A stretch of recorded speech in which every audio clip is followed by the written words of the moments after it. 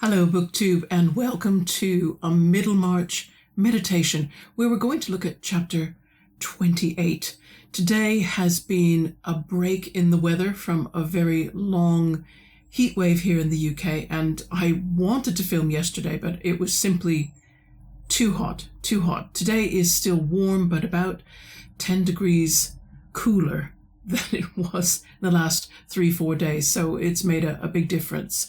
Now, I've never seen any film or television adaptation of Middlemarch. I'm looking forward to seeing the stage adaptation this December at the Royal Shakespeare Company, and I'm hoping they might include the scene that we're going to study today, if only because Eliot's language in this chapter is obsessed with colour, the qualities of colour, its absence or its presence, its warmth or its coolness, its vividness or its dullness. Colour does all the storytelling in this chapter.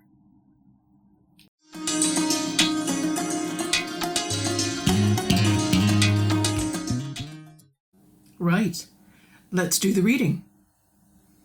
First gentleman, all times are good to seek your wedded home, bringing a mutual delight.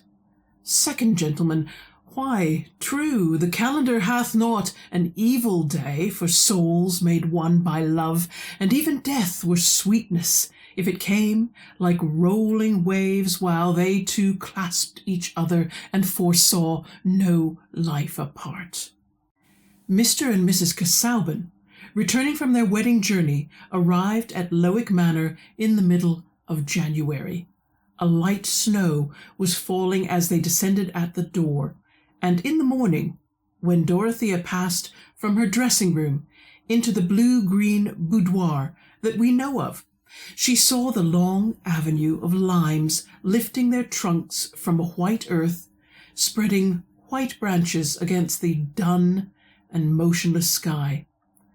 The distant flank shrank in uniform whiteness and low-hanging uniformity of cloud.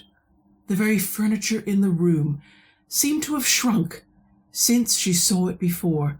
The stag in the tapestry looked more like a ghost in his ghostly blue-green world. The volumes of polite literature in the bookcase looked more like immovable imitations of books. The bright fire of dry oak boughs burning on the dogs seemed an incongruous renewal of life and glow, like the figure of Dorothea herself as she entered, carrying the red leather cases containing the cameos for Celia. She was glowing from her morning toilette as only healthful youth can glow. There was a gem-like brightness on her coiled hair and in her hazel eyes.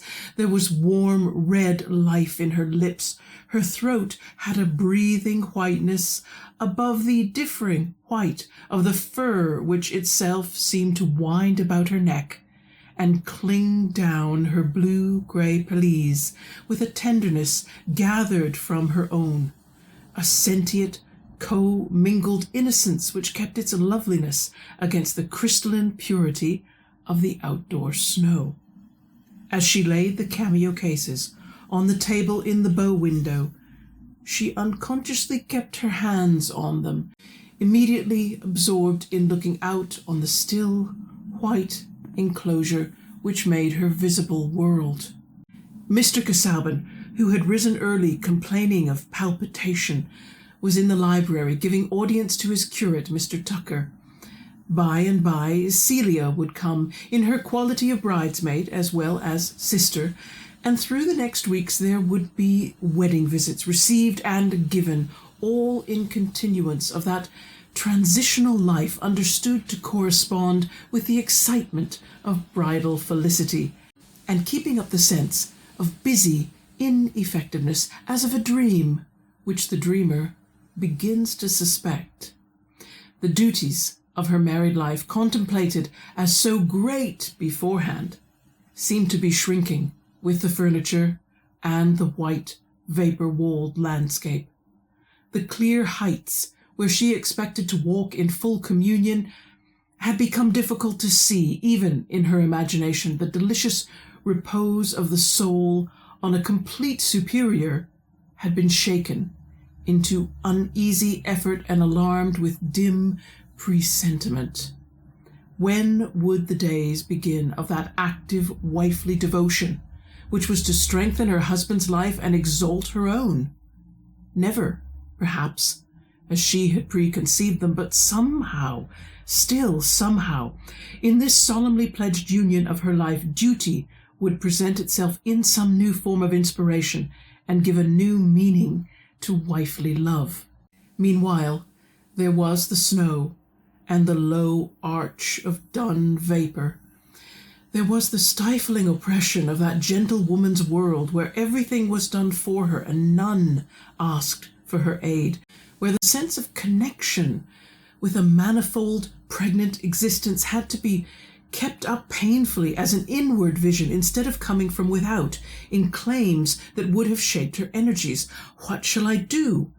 Whatever you please, my dear. That had been her brief history since she had left off learning morning lessons and practicing silly rhythms on the hated piano.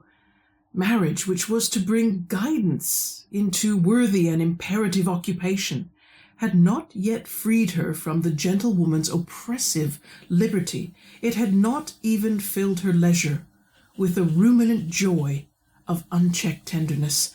Her blooming, full-pulsed youth stood there in a moral imprisonment which made itself one with the chill, colourless, narrowed landscape, with the shrunken furniture, the never-read books, and the ghostly stag in a pale, fantastic world that seemed to be vanishing from the daylight.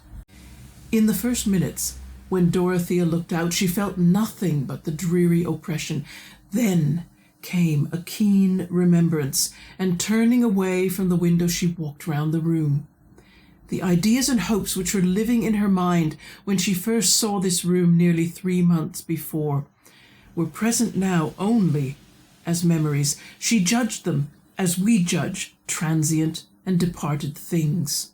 All existence seemed to beat with a lower pulse than her own, and her religious faith was a solitary cry, the struggle out of a nightmare in which every object was withering and shrinking away from her. Each remembered thing in the room was disenchanted, was deadened as an unlit transparency, till her wandering gaze came to the group of miniatures, and there, at last, she saw something which had gathered new breath and meaning. It was the miniature of Mr. Casaubon's Aunt Julia, who had made the unfortunate marriage of Will Ladislaw's grandmother.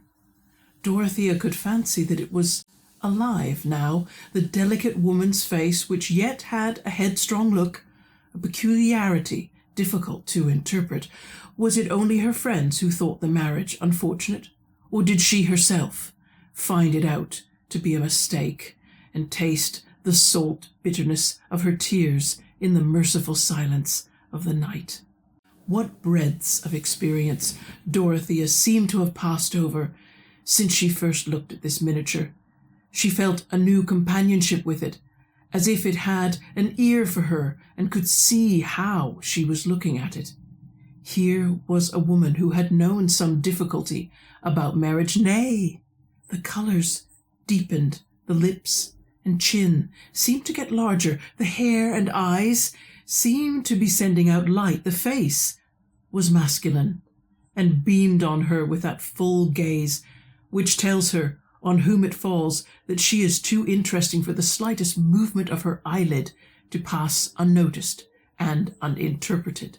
The vivid presentation came like a pleasant glow to Dorothea. She felt herself smiling, and turning from the miniature, sat down and looked up as if she were again talking to a figure in front of her. But the smile disappeared as she went on meditating, and at last she said aloud, "Oh, it was cruel to speak so. How sad! How dreadful!" She rose quickly and went out of the room, hurrying along the corridor with the irresistible impulse to go and see her husband and inquire if she could do anything for him. Perhaps Mr. Tucker was gone and Mr. Casaubon was alone in the library. She felt as if all her morning's gloom would vanish if she could see her husband glad because of her presence. But when she reached the head of the dark oak staircase, there was Celia coming up, and below there was Mr. Brooke exchanging welcomes and congratulations with Mr. Casaubon. "Dodo," said Celia in her quiet staccato, then kissed her sister, whose arms encircled her, and said no more. I think they both cried a little, in a furtive manner, while Dorothea ran downstairs to greet her uncle. "I need not ask how you are, my dear," said Mr. Brooke, after kissing her forehead. "Rome has agreed with you, I see. Happiness, frescoes, the antique, that sort of thing. Well, it's very pleasant to have you back again, and you understand all about art now, eh? But Casaubon is a little pale. I tell him, a little pale, you know. Studying hard in his holidays is carrying it rather too far. I overdid it at one time." Mr. Brooke still held Dorothea's hand, but had turned his face to Mr. Casaubon. "About topography, ruins, temples, I thought I had a clue, but I saw it would carry me too far, and nothing might have come of it. You may go to any length in that sort of thing, and nothing may come of it, you know." Dorothea's eyes also were turned up to her husband's face, with some anxiety at the idea that those who saw him afresh after absence might be aware of signs which she had not noticed. "Nothing to alarm you, my dear," said Mr. Brooke, observing her expression. "A little English beef and mutton will soon make a difference. It was all very well to look pale, sitting for the portrait of Aquinas, you know. We got your letter just in time. But Aquinas, now, he was a little too subtle, wasn't he? Does anybody read Aquinas?" "He is not indeed an author adapted to superficial minds," said Mr. Casaubon, meeting these timely questions with dignified patience. "You would like coffee in your own room, uncle," said Dorothea, coming to the rescue. "Yes, and you must go to Celia. She has great news to tell you, you know. I leave it all to her." The blue-green boudoir looked much more cheerful when Celia was seated there, in a pelisse exactly like her sister's, surveying the cameos with a placid satisfaction while the conversation passed on to other topics. "Do you think it is nice to go to Rome on a wedding journey?" said Celia, with her ready, delicate blush, which Dorothea was used to on the smallest occasion. "It would not suit all, not you, dear, for example," said Dorothea quietly. No one would ever know what she thought of a wedding journey to Rome. "Mrs. Cadwallader says it is nonsense, people going on a long journey when they are married. She says they get tired to death of each other and can't quarrel comfortably as they would at home. And Lady Chetham says she went to Bath."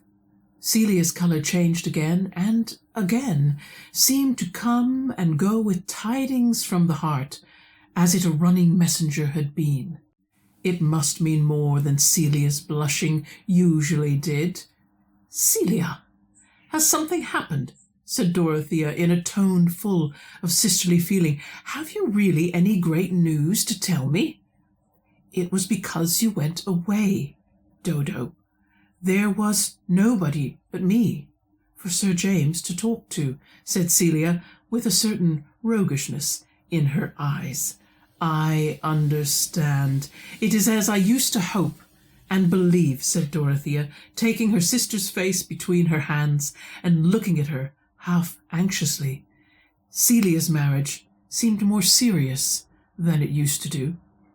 "It was only 3 days ago," said Celia, "and Lady Chetham is very kind." "And you are very happy?" "Yes. We are not going to be married yet, because everything is to be got ready, and I don't want to be married so very soon, because I think it is nice to be engaged, and we shall be married all our lives after. I do believe you could not marry better, Kitty. Sir James is a good, honourable man," said Dorothea warmly. "He has gone on with the cottages, Dodo. He will tell you about them when he comes. Shall you be glad to see him?" "Of course I shall. How can you ask me?" "Only I was afraid you would be getting so learned said Celia, regarding Mr. Casaubon's learning as a kind of damp which might in due time saturate a neighbouring body.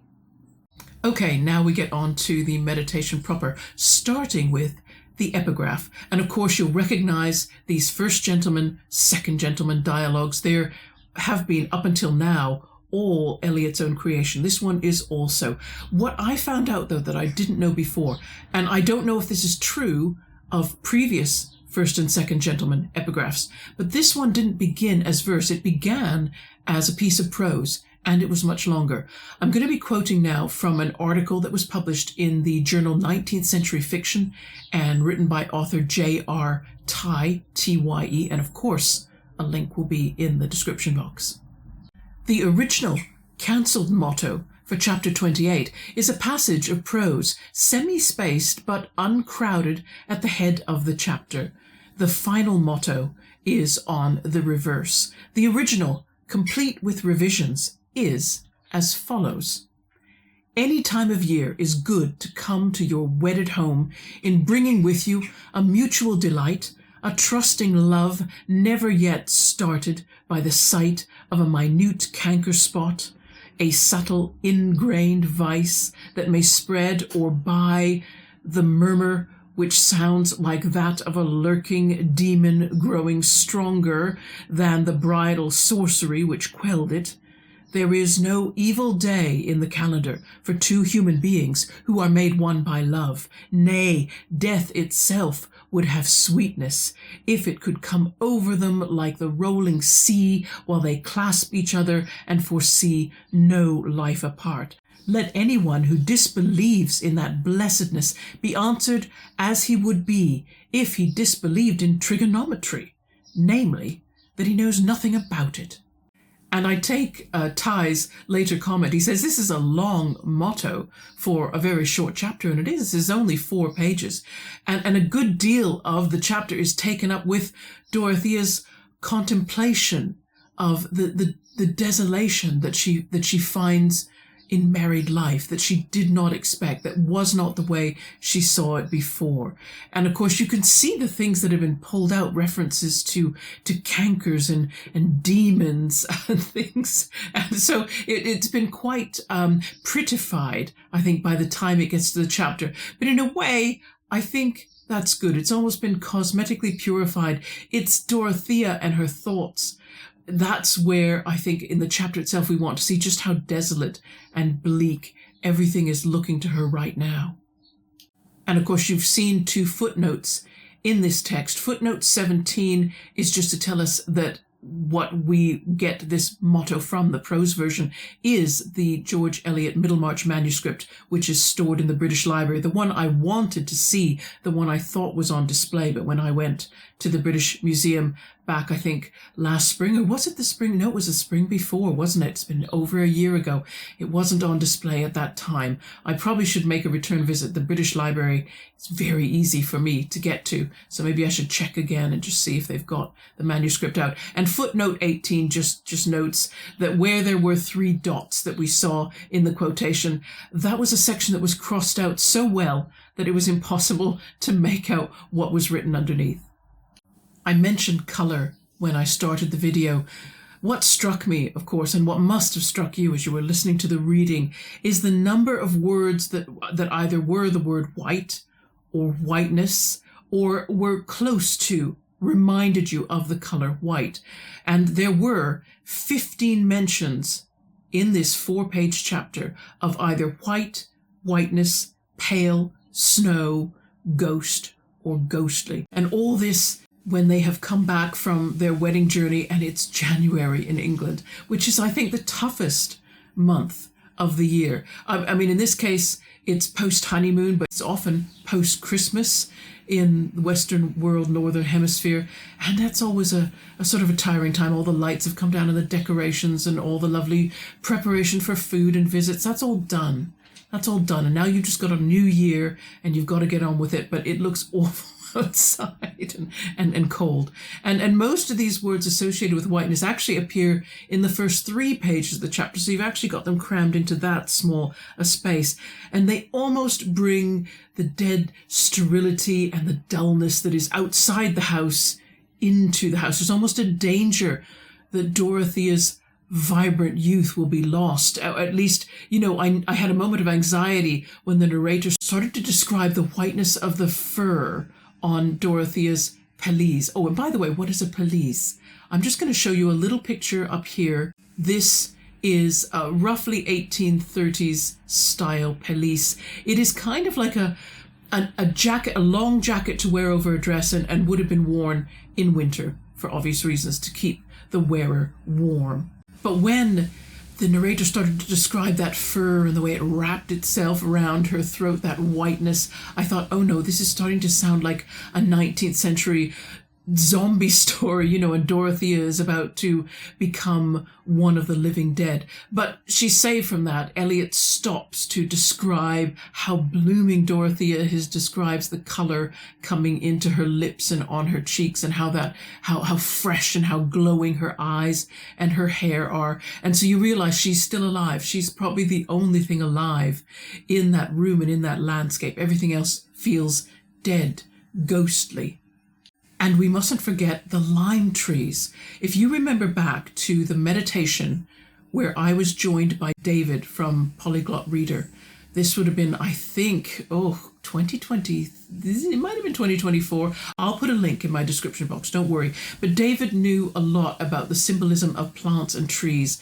And he talked about these limes or linden trees. And I'm putting his notes on screen again. Lime, linden, symbol of femininity, fertility stroke summer with sweet scented blossom, but can stand very rough climate and frost, very durable. Now perhaps there is now an alternative way of seeing these limes in January, that they indicate Dorothea's strength in this rough marital climate, with so many objects around her that are cool colored, or outside, which is snow covered. She is glowing like the fire in her room. And I like how, as she carries the red leather case that holds Celia's cameos, she sets it down and she unconsciously keeps her hands on it, as if this one warm object, she had to maintain contact with it, this source of life and joy. She couldn't quite take her hands off from it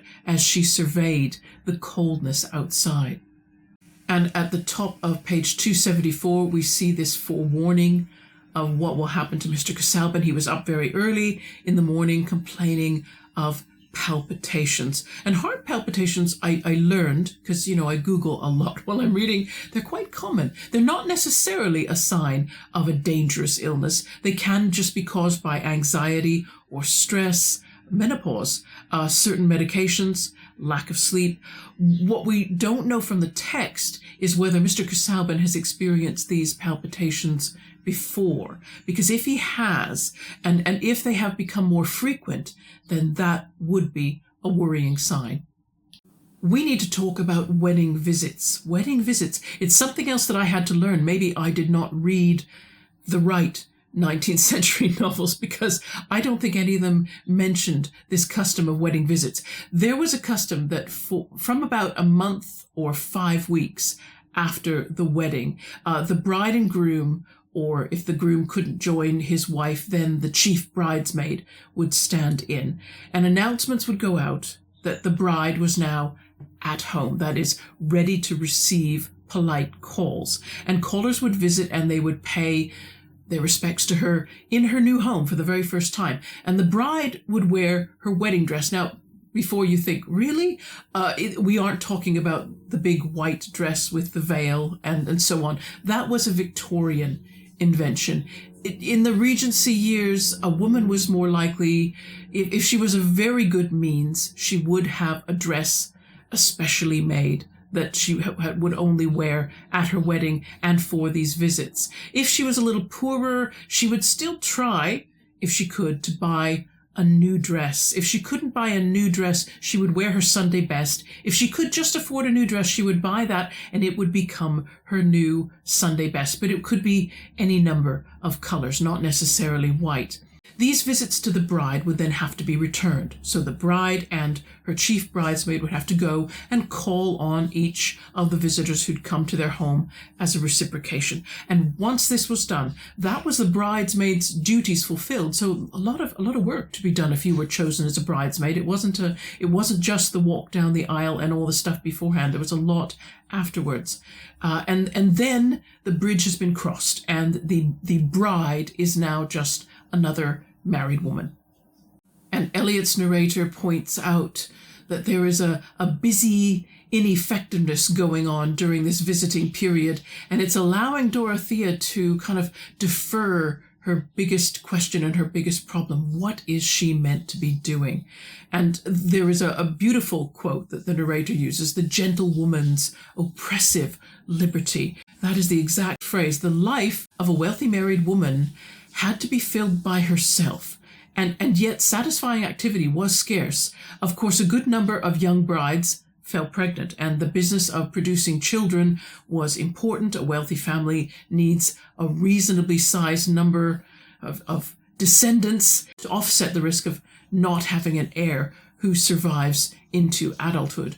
And childbirth carried greater risk. So there is a weird logic that drives this strange setup whereby a healthy and alert young woman has nothing of importance to do. That's because the chances were very great that she would repeatedly fall pregnant, and that each time she gave birth there was a risk that she might not survive the labor. And in strictly pragmatic terms, it was better if the married gentlewoman had as few important responsibilities as possible, to give priority to those successful pregnancies and attention to the rearing of children. And also it meant that in the event that the worst happened, there wasn't a lot of work to be picked up, no responsibilities to be picked up and carried by someone else. The Church of England used to have a special service for women who had resumed church attendance after the birth of a child, which involved giving thanks to God for, and I'm quoting now, the safe deliverance and preservation from the great dangers of childbirth. And I don't think it's an accident that Eliot's narrator uses the term manifold pregnant existence. It's not an odd choice of words. I think for most young married women, this would be the next thing to occupy their time. The novel doesn't say whether Dorothea wants to be a mother. Perhaps she's already worked out that that is not going to happen in this marriage. There seems little danger, as we know, but the narrator hasn't actually read Dorothea's mind and told us whether she's pleased about that or disappointed. And we know, since Dorothea refers to the piano as much hated, that there's no love of music she can cultivate.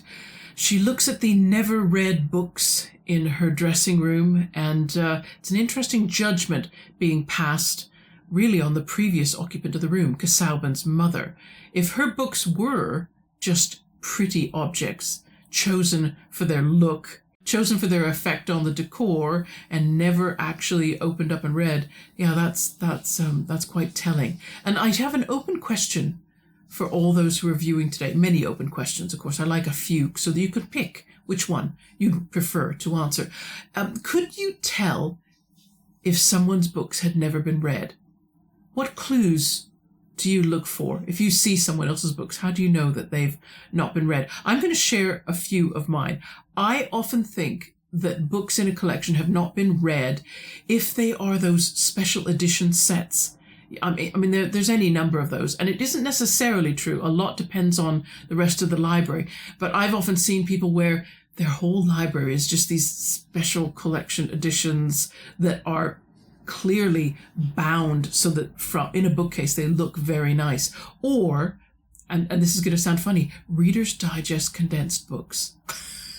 When I was growing up, you could find these in so many households. So many households, if they had a little shelf or if they went as far as a little bookcase, more often than not, you could find Reader's Digest Condensed Books on the shelf. And I never heard of anyone enthusing about reading any of the novels that were in those books. I'm putting some pictures up now so you can just see examples of them. I mean, I know my grandparents had some, but I know my grandparents were actually great readers. So perhaps they just kept these. They had a very small apartment when they retired, and that's when I knew them. So perhaps they just kept the condensed books because you could get lots of novels in a much smaller book. So perhaps they were thinking purely in terms of saving space.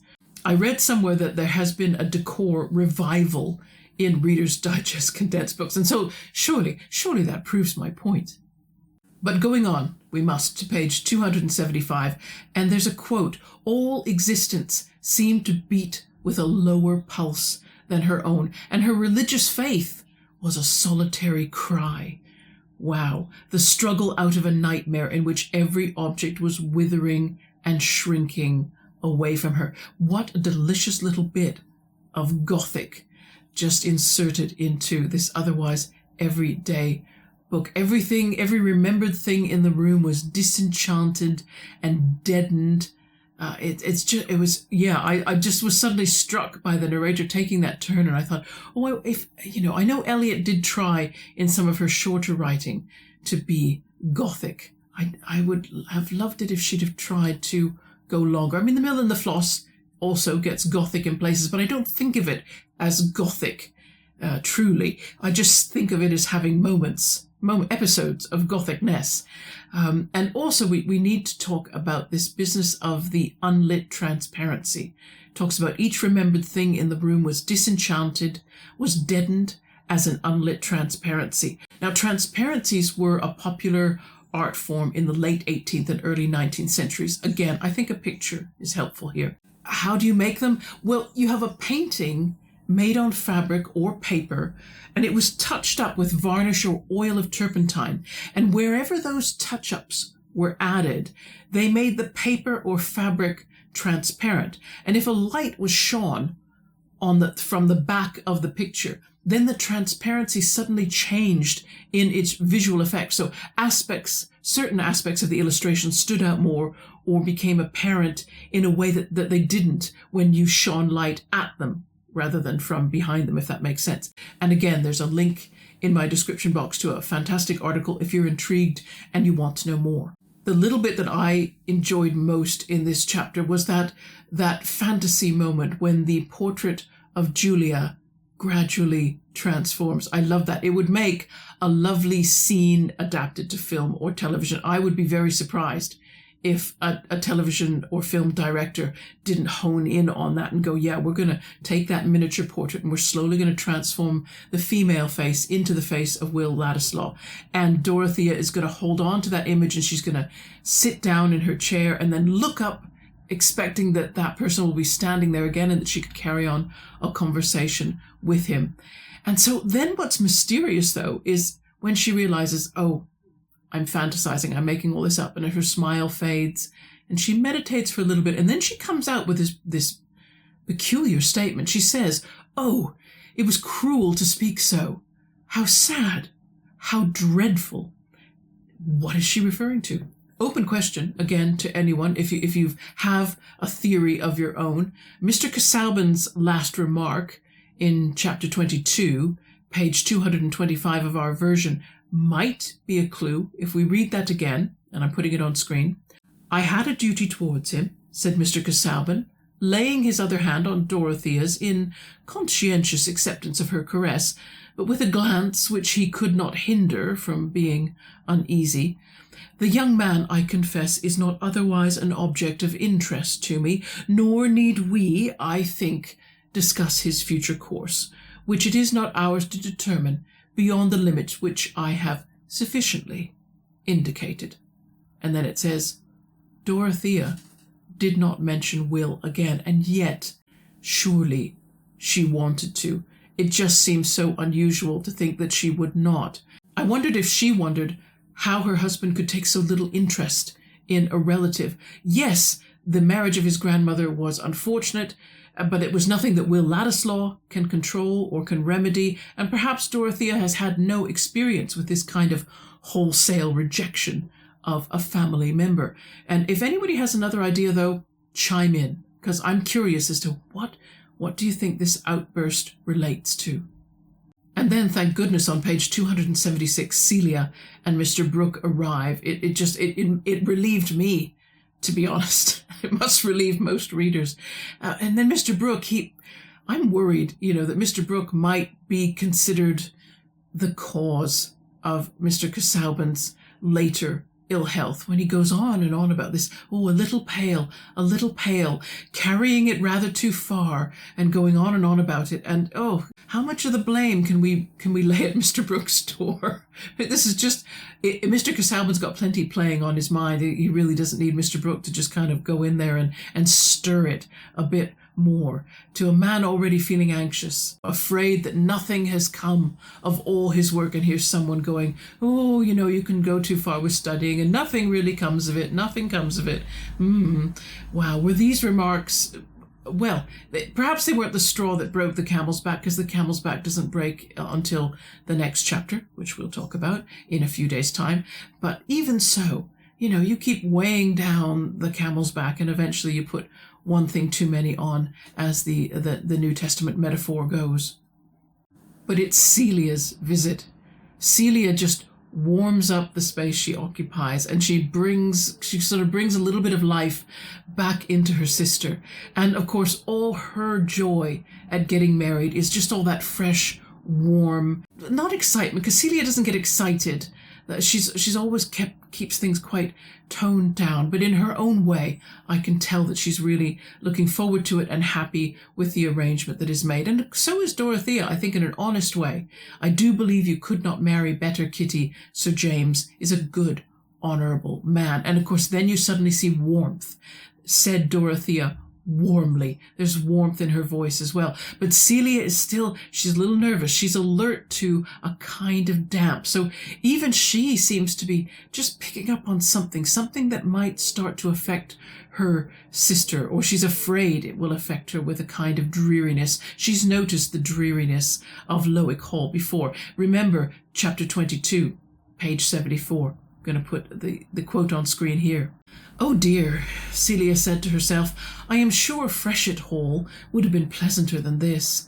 She thought of the white freestone, the pillared portico, and the terrace full of flowers, Sir James smiling above them like a prince issuing from his enchantment in a rose bush, with a handkerchief swiftly metamorphosed from the most delicately odorous petals. Sir James, who talked so agreeably, always about things which had common sense in them, and not about learning. And that's the meditation done. Now the next script is ready to go, and I have scheduled filming for Tuesday lunchtime, and so I'm hoping to get the editing and the posting done Tuesday evening in time to get you the second meditation before the end of June. June has been a fantastic reading month for me. I might mention that in the next meditation, or I might mention it in a review in July sometime, but I hope that this month has been good for you as well, and also that you're making good plans for what you're going to read in July. Okay, everybody, that's it. I'm going to see you again in a few days' time. Take care.